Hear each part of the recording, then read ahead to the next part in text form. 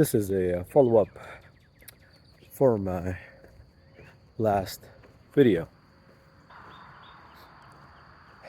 The reason a lot of us may have job-related anxiety, job loss-related anxiety, is because we're living beyond our means, right? Let's admit the truth. That's really the truth. You know, of course, there are other reasons also, such as health insurance, right? But the reason that anxiety is coming in is because it's living beyond our current means to sustain it, right? And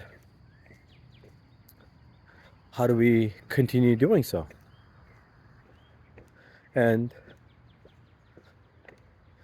it takes a deep look at yourself, your lifestyle, and truly admit that you have increased to live beyond your means. And that's really what's driving a lot of this anxiety, right? Um, for example, to date, I'm 44. To date, I have never owned a car in my life that I did not buy right out using cash. So, can most people actually say the same? There are, of course, some, but I would go out on a limb and say a lot of us tend to buy things on installments, nicer looking things. There are people that may have hell of a lot better looking cars than what I own, but they are stuck in this cycle of installments. And that installment could be $400 a month, $500 a month. If it's really fancy car, $600-700 a month, right? And for 3 years, 5 years, who knows? Along with the interest. And what I also end up noticing is that they might be enjoying a lot. When I say enjoying, they might be getting pleasure out of driving that vehicle. But they also miss out on a lot of other things. For example, I know people who may own Teslas or Audis or, just large SUV type of vehicles. But then they just get pleasure they try to get pleasure actually out of showing those off. They'll make sure that somehow they get noticed because that justification is needed, right? For their purchase, they need to satisfy their mind on why they spend all this money buying this vehicle that proves to the world their status, their financial prowess, right? But in the end, it's bullshit. It's really not the truth. So at present time, I'm driving a Toyota Corolla. And the reason I'm only doing it is because I have a small daughter, right? Who would occasionally throw stuff around in the car, right? She's still not old enough to fully understand, let's say if I buy a expensive vehicle, to not make a lot of clutter in it. So it's okay in your life to stay within your means, and that gives you a lot of financial freedom in terms of less stress, whether I lose a job, whether there's a change in job, and all things related to it. And what that ends up doing is it actually frees up your mind to concentrate on your next possible steps to improve your current situation. Meaning, instead of having to worry about, oh my God, where's my next paycheck going to come from? You know that by living within your means, and this also not just includes the car, and this applies to everything, right? Hopefully, you're not eating out more than once a week, if that. There are so many times during the year that we will just cook 7 days a week, and maybe we'll just go out twice a month for a dinner. And that could be also something just as simple as, oh, Chinese food takeout. I mean, it could be fancy, but nothing extravagant, but that freed up a lot of financial resources for us to accumulate and not having to worry about losing employment for an extended period of time. And that frees up the mind to not worry about, not get any anxiety over a job situation.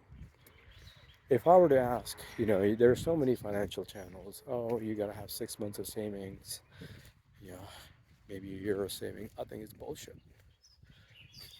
How many of them truly recommend?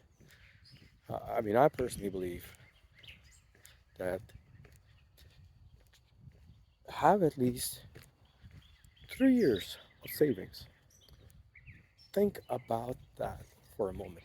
If I were to ask you, do you have 3 years of savings? And if you said yes, think about how confident, just imagine for a moment, if you were able to answer yes to that question, how confident you would sound, you would come across. And that would actually really would change your outlook on life. Just pause the video right here and ponder for maybe 10 seconds. What does that mean? If your monthly expenses are including rent or mortgage or utilities, everything included, right? If we'll just take a quick example, right? Let's say if your expenses are, let's say you own a home, you have a $2,000 mortgage, and, with everything else included, let's add additional $1,000 on top of that. That includes your HOA, your food bills, if you have car payments, if you don't have car payments, just your utilities, your cell phone, your home internet, if you have kids, expenses related to that, right? Um, I mean, it's inflation has gone up, so um, your cost of just living overall. This may even include some home repairs, right? So let's say if it's an average $3,000 a month. So if it's 3,000 times 12 months, that's $36,000 a year. And if you were to have for 3 years, that's $108,000 sitting in your bank account.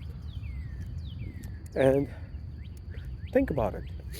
If you were to have a change in your employment, of course it would bother you, but you shouldn't be losing sleep over losing your employment because life will go on. And in your life, you would not be stressed about, hey, how will I pay my property taxes? How will I pay my utility bills? If you were not able to, let's say, get a job for 6 months, right? And if you were actually just taking money out of your savings account, you would lose $18,000, right? So if you had $108,000, you would still have $90,000 left in your savings. And that's assuming that you could not pick up any job. As for me, if that actually happened to me, and if I were not able to pick up a job, let's say within a month, right? As much as I would like to say to myself that I'm skilled, I'm certified, I have a bachelor's degree, I have master's degree, and even if I'm not able to pick up a job, I would not hesitate in a heartbeat to say, you know what? Let me go drive Uber. Because the reason for that would be to not that I would like to permanently drive Uber for the rest of my life, but one, while you're looking for the job that you like or you feel that is more aligned with your skill sets, why drain your personal savings, right? And an empty mind is also not really healthy, right? So doing something during that time. So if it's Uber, so be it. And also you're not draining your personal savings at a quicker pace. So let's say if you're driving an Uber and instead of losing $18,000, you may have lost half of that. Let's say you're not making, obviously a lot of money in Uber. So let's say even then you're driving Uber for 6 months. You may have now only $98,000, right? In your savings. You still drained your account for 10,000, not 18. But that's still a lot of money left after 6 months, guys. So think about that.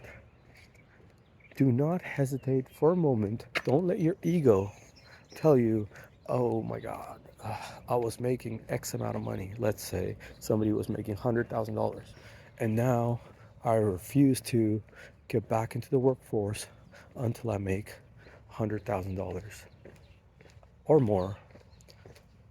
Again, that's a fallacy, right? You could make that again. I'm not doubting that, but it may just take some time.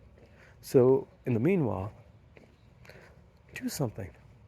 Don't just rely on savings, but that mindset that gives you that freedom, and it definitely reduces anxiety big time.